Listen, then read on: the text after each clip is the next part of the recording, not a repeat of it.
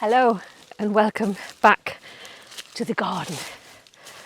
And I've been looking forward to this episode for quite a while because it's to make a shade border, to start develop this new shade border, which has been in the works, in the planning for quite a while, about a year or so since I started the one on the other side, but at last I've got round to it. So the first job is the most boring job, is dig up anything that I don't want in this border. I'm not going to get rid of them obviously because quite a few of them are really good plants. So let's dig everything up that I don't want to stay here, pot them up, put them to one side, and then we'll see what the space looks like. So I better get on.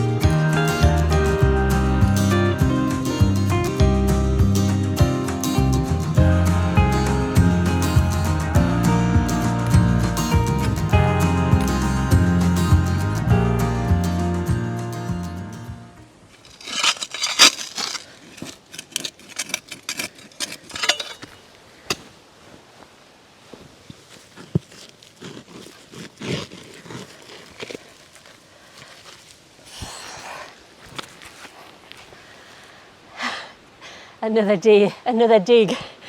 It's beginning to feel like a building site around here now. So when I shaped the border or shaped the grass, I did know that I would hit some of this sandstone because it's everywhere. This is the top of the quarry and it was always visible in certain sections. Now normally it's quite easy to remove, but this time I've had to have some help because some of these slabs are just huge, absolutely huge. These ones are not too bad, but some of these bigger ones are beyond my strength. So I have had some help. Mr. Quarry Gardener has been out and helped me to dig these out. And the reason why I have to dig them out is because I couldn't plant otherwise. Hence why I have a lot of soil which I've had to bring in, remove the stone, fill in the spots where I've removed the stone, which goes down about a foot, and hopefully the plants will survive when I fill up these holes with soil. Obviously the stone probably goes down 20, 30, 40 feet, who knows, but for now I've actually hopefully removed enough to create a border.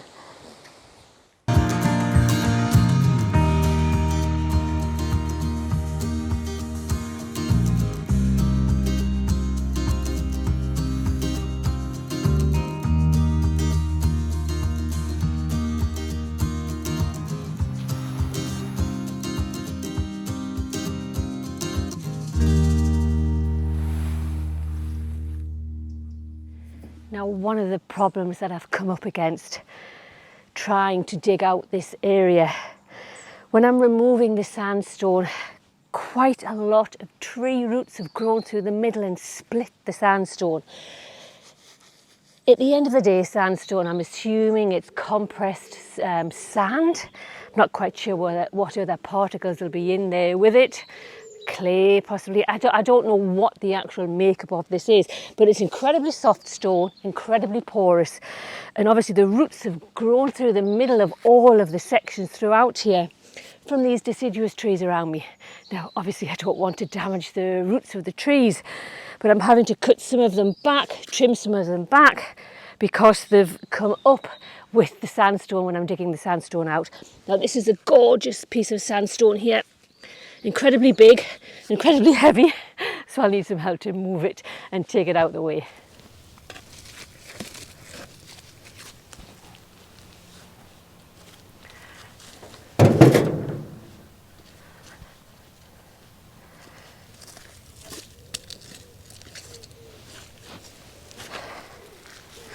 The best part of this job so far is to uncover some of this gorgeous sandstone, and I'll be putting it to use in the new year,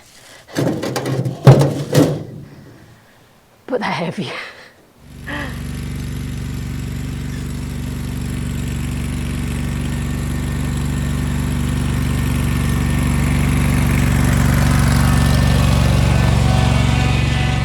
That's it, the border's prepped and ready for planting. It was one of the most labour-intensive jobs that I've undertaken here in the quarry garden to date. Manual labour, very tough on the body, so that's why it's taken a good couple of weeks. We had to remove the shelf of sandstone, which is right throughout this area, in the front and right into the back of this border. We only removed it in the front section because that's where I intend to plant the perennials. In this back section here, the shrubs will remain. These were added a few years ago, and basically all I did to add these was to cut out a square in the sandstone, added soil, compost, then the shrub, and surprisingly they're all flourishing. So that method seems to have worked. However, in the front, I obviously wanted to add more perennials to make more of an impact in the border. So the sandstone had to be removed to do that. Thankfully it's done. Now I get to do the fun part. The design for the new shade border is based on this one. I started to develop this 2 years ago, and the key plants in the front here are the Brunnera Alexander's Great. Behind that, the Asplenium Harts Fern, and beyond that is the Astilbe Delft Lace. All three of which seem to have adapted well to this shaded spot. You can see early morning we get filtered light, filtered sunshine, which is really nice, before it heads into deep shade during the day, and then early evening more sun. Eventually I intend to extend this planting scheme all the way up to the hedge line, and I think that will give me the impact that I'm after.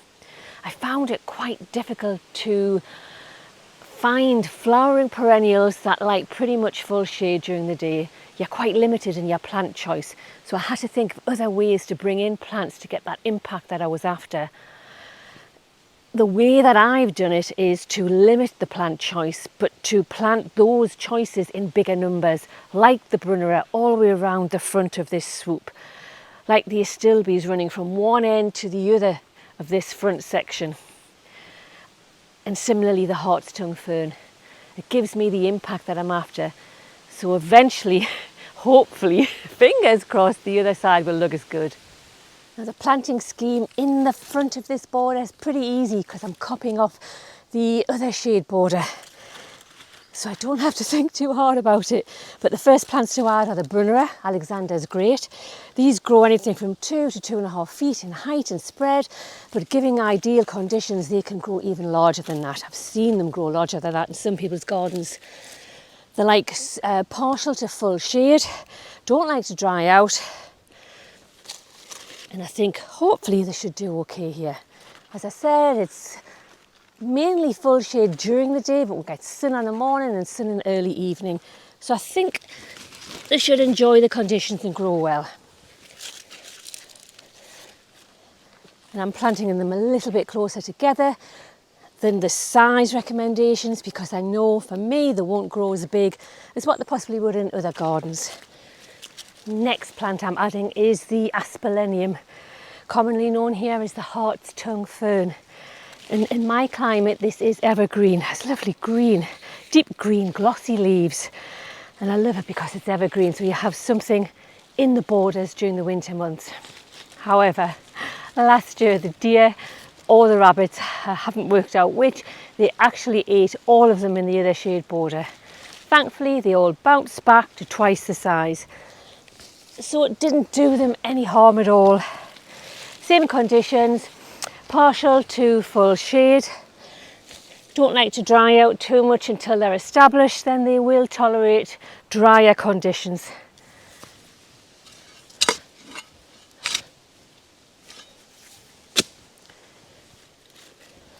So that's the first Brunnera planted. I'm just going to work my way around, planting all of the Brunneras first. I may tweak the positioning slightly as I go around. I'll see how it looks. But hopefully this shouldn't take long. I'm adding some compost into the planting hole. I don't often do that, but because this is soil that I've bought, imported in, I just think it should give the plant a good start.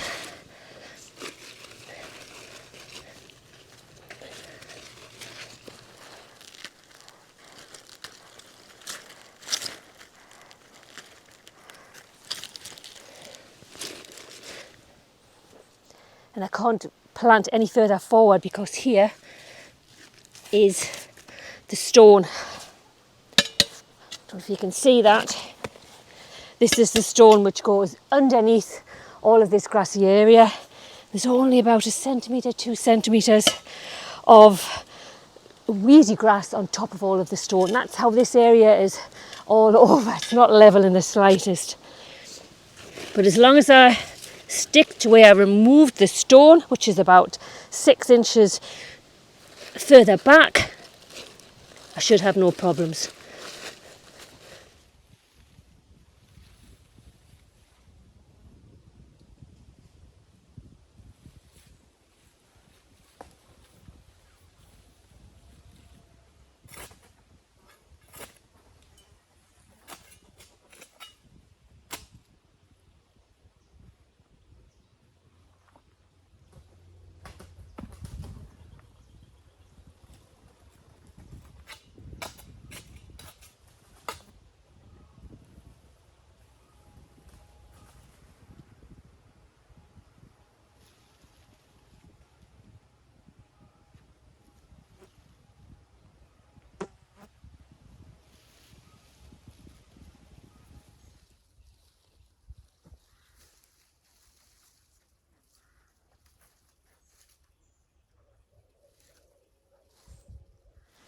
So it's the next day. We had some rain, which put a halt to the planting, and it's incredibly windy today. It's very autumnal, there's leaves everywhere. Anyhow, the next plant to go in is the astilbe. Now, I didn't want the astilbes to be in a row, in a block row. I am weaving them through the ferns. And this astilbe, as I mentioned earlier, is Delft lace. Past the best in the flowering, but it should be good for next year. I am adding compost in the planting hole and around because this is all imported soil. I don't really know how good it is, so I am adding some compost.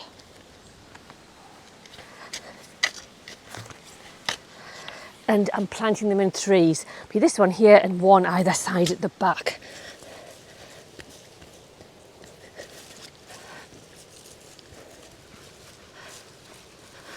Ground is nice and moist with the rain. This time of year they should settle down and root really quickly because the ground's still warm for quite a few weeks or a couple of months.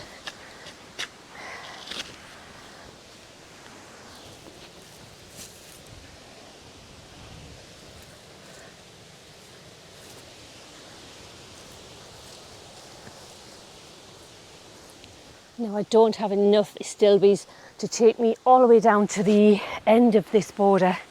That will have to be next year. But I do have some Hacknaclua grasses. I've already added one here. The front two were in existence already. I planted them 2 years ago when I planted the ones on the other side. But now I'm going to add a few more to give a bigger impact at the beginning of this border. And I haven't bought these. These were dug out of the hydrangea garden in the lower quarry. And I originally had about 30 of them planted down there. But the rabbits last year ate most of them. So I dug quite a few out and I potted them on to use elsewhere. And I just think here, in this spot, it'll give more of an impact. Now the last plant that I'm adding today is an anemone, and this is Honorine Jobert. And this is my gamble plant, this is my risk plant. It won't die here, but it may not produce the flowers that I would like it to. So it's a bit of a gamble. I've got several for this side, several for the other side, but it just gives me that bit of brightness this time of year. We'll see how it does in the spring. Next year, next autumn this time, if it doesn't flower at all, then I lift them and move them to the white garden. So I'm not losing anything. Height-wise, it grows to about 3 to 3.5 feet, possibly a little bit more if it has the right conditions. But I think here it'll give me that brightness that I'm after. Especially on a day like today, we're due heavy rainstorm, thunder and lightning pretty soon. If I ever get this out the pot.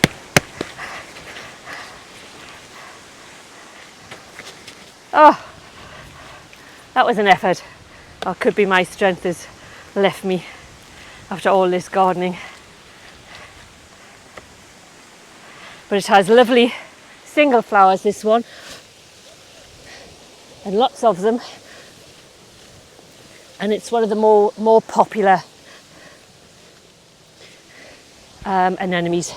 And yes, they do have a bit of a bad press. Some people find that they can spread, but when you have a situation like mine, I don't mind. It can spread as far and wide as it likes. And like all of the plants, I'll keep them well watered until they're established. And hopefully we should get flowers this time next year. Just adding the last of the anemones that I've got for this year.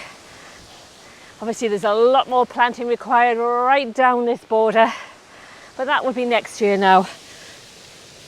Although I will come back in a couple of weeks to add some more bulbs from a very windy, stormy quarry garden. I'll leave you with a quick tour, a close-up of what this border looks like now. I hope you've enjoyed the changes here, and I'll give you a tour of the rest of the quarry garden, what it looks like now in heading towards mid-September, early autumn. So thanks for watching, and I'll see you soon.